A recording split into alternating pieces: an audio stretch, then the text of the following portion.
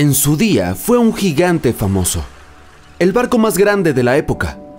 Ahora son dos grandes bloques que yacen en el fondo del océano, separados por unos 600 metros, desgarrados por la catastrófica colisión y por el tiempo. La popa del Titanic quedó completamente arruinada tras chocar contra el fondo del mar, pero aún se puede reconocer la proa ya que se conservaron muchos de sus interiores. Hay unas bacterias muy específicas que se encuentran en los restos del barco y que participan en el crecimiento de estas formas de color parduzco tan características del hierro que está oxidándose bajo el agua oceánica. En otras palabras, las bacterias se están comiendo el hierro del casco del Titanic poco a poco, y parece que podrían terminar su tentempié para 2030. Mucho antes de lo que se esperaba, los restos del famoso barco desaparecerán para siempre. Quizá pienses que tal vez sea una buena idea sacar lo que queda del Titanic del fondo del mar, pero se vendría todo abajo solo al intentarlo. Lleva más de 110 años sumergido y ahora está tan oxidado que nadie sería capaz de reconstruirlo aunque consiguiéramos traerlo a la superficie. ¿Piensas que alguna de las 700 personas que sobrevivieron al naufragio pudo oírlo chocar contra el fondo del océano? Al fin y al cabo, el barco más grande que se había construido hasta entonces literalmente desapareció ante sus ojos.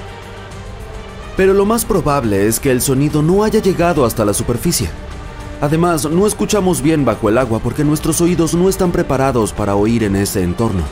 Y aunque los pasajeros estaban cerca del lugar del hundimiento, el Titanic tocó fondo a una gran profundidad, 3.800 metros. Hay tantos deslizamientos de tierra y terremotos submarinos que no podemos oír, y hacen mucho más ruido que un barco al estrellarse contra el fondo del océano. La mayoría de las vibraciones y los sonidos deben haberse dispersado por una gran zona. Además, la corriente descendente que muchos creen que golpeó al Titanic después de tocar el fondo del océano también contribuyó a detener la mayoría de las vibraciones acústicas.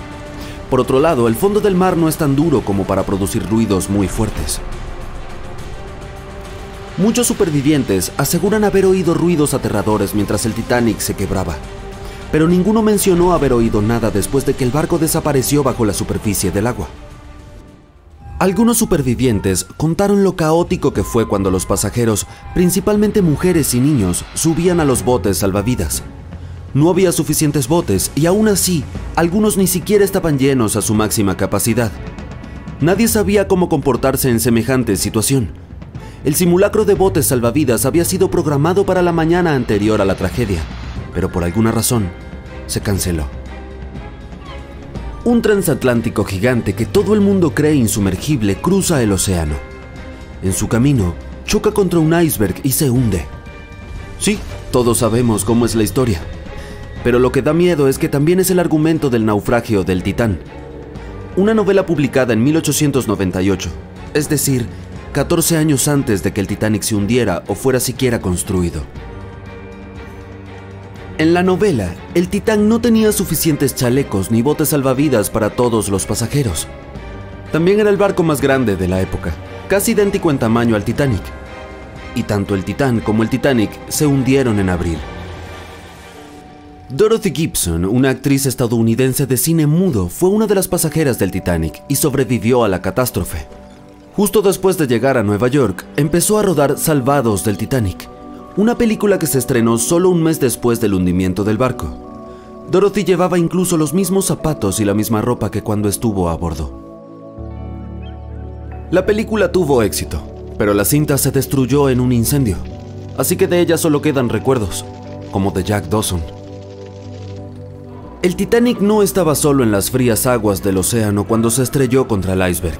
El SS Californian estaba relativamente cerca.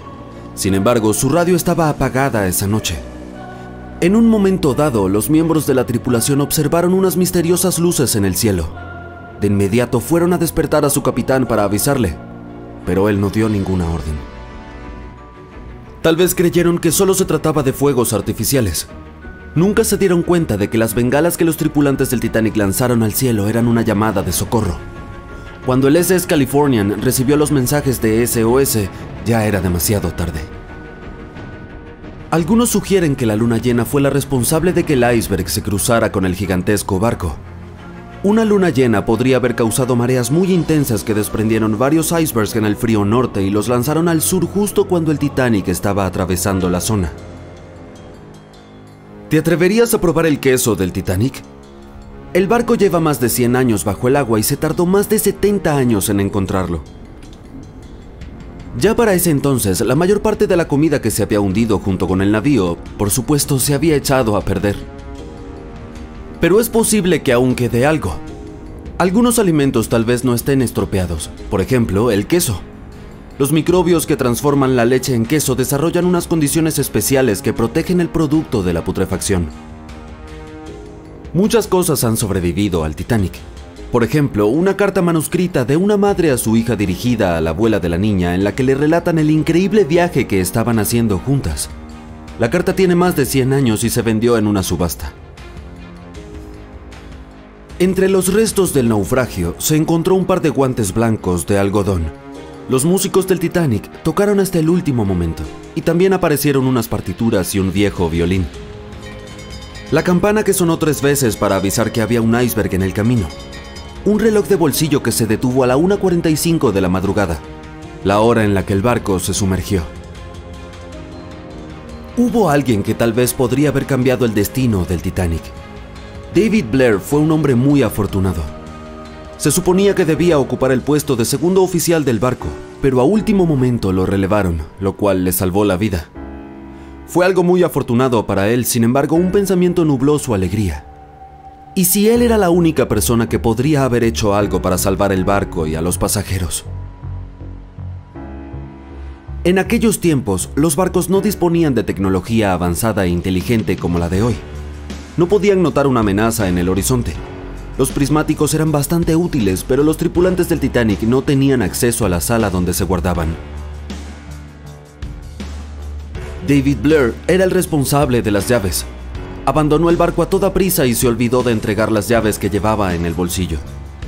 Tal vez si los miembros de la tripulación hubieran tenido acceso a los prismáticos, habrían visto el iceberg antes y habrían tenido tiempo suficiente para cambiar de rumbo. Es posible que el iceberg gigante que envió al Titanic al fondo del océano se haya formado al sudoeste de Groenlandia. Los científicos han utilizado un modelo informático para calcular la trayectoria que siguió el iceberg en un año determinado, teniendo en cuenta las corrientes oceánicas y las lecturas meteorológicas de ese año. Según las estimaciones, el iceberg medía unos 500 metros de largo y pesaba aproximadamente 75 toneladas. Cuando chocó con el Titanic, se había reducido hasta pesar 1,5 toneladas. Violet Constance Jessop era, como muchos la llamaban, Miss Insumergible. Solo tenía 24 años cuando se unió a la tripulación del Titanic como azafata. La trágica noche en la que el barco se hundió, estaba descansando en su cama.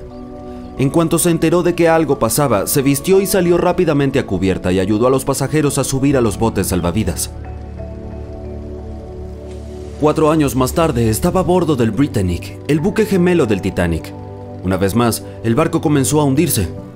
La mujer no solo sobrevivió a otro naufragio, sino que otra vez fue ella quien ayudó a los demás a escapar del buque antes de que desapareciera bajo la superficie.